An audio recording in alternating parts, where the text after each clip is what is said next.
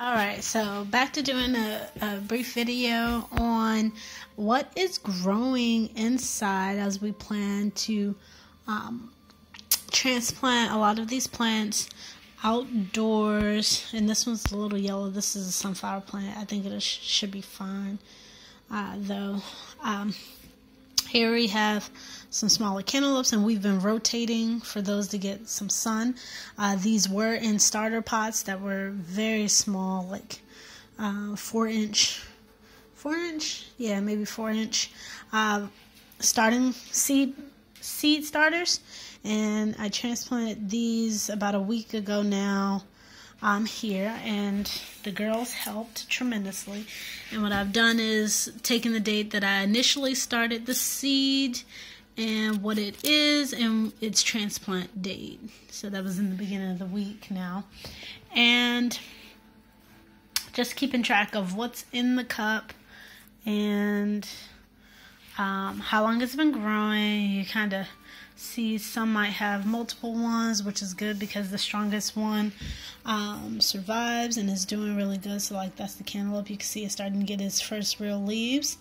And here are 2 of those. These are sunflowers that are going to be very, very big, very decorative in the garden. The other ones I'm going to sow directly. Here are some peas. These might be wonder peas, but we have a lot of different peas and string beans. These are royal beans. We've had a couple little ants coming in and eating, but that's okay. Here, I believe, are cucumber plants. And so you see the cucumbers, the cantaloupes, and the watermelon all start similar. These are doing very, very, very well. You see how strong they are there. And then these are our tomato plants. This is the first time I started tomato plants from seed. Normally I actually just get the transplants themselves, but I'm leaving them all in. They're in this bunch here, a little dry at the top, but underneath the soil is still wet. But these are growing great here. So it's cool to see the process of those grow, as well as, again, a lot of beans. Today I accidentally snipped off the top, and yeah, but I'm sure it'll keep growing. I just ate it though. It was really good as a sprout. Here's one watermelon plant, which is going really good, and it's growing its real leaves inside. These are all doing really good, so those will be transplanted next week. And then if we go over here, we have some watermelon plants that are getting their first leaves also. Now, space-wise, I'll probably only take 2 of the best ones out of these, but maybe try to find some other spaces, experiment, put these in maybe some pots or some other things to see if we can still get them to grow. It's beautiful, isn't it? So these are our watermelon transplants here, and reuse a water container so I could put them in, and I just add water down there so it'll absorb the water through the bottom as needed versus watering at the top in order to reduce the amount of mold that we can get. And these got a good amount of sun, not full sun all day. It's been a little cloudy on and off, so you do what you can there. And then, excuse the mess here, I brought these in after 3 weeks. Had I known that it was too cold, I would have left these inside. But when I started them, it was nice outside, and I left them outside.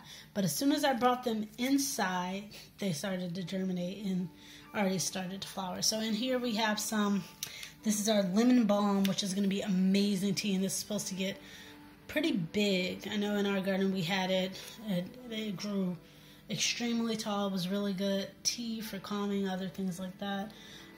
Basil, which doesn't have, it ends in May.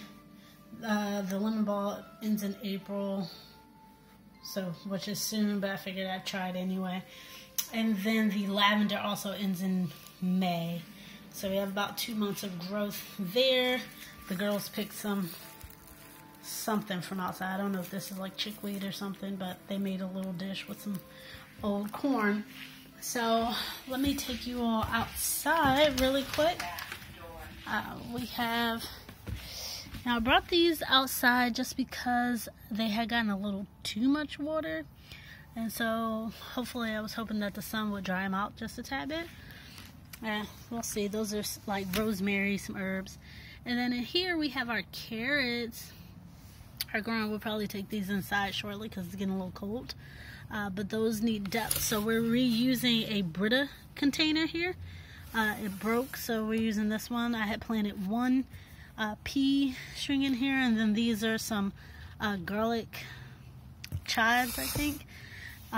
They don't have a really long growing season, but I just wanted to see what would happen. And then out here we have, this is the baby's plant. These are some African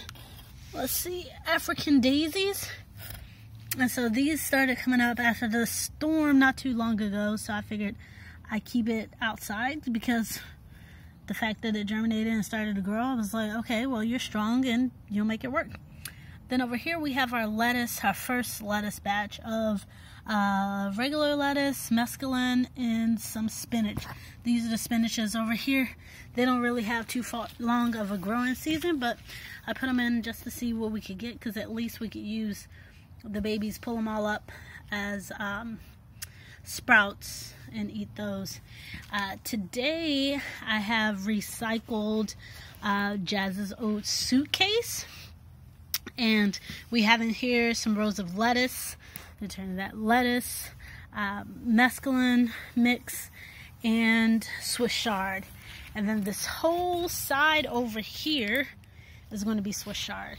So again, 60 days left, so towards the end of the time, this whole container should be filled with some delicious Swiss chard. So maybe just stick with baby Swiss chard. We'll see about space and other things like that, but we planted that out here today, so it looks pretty good.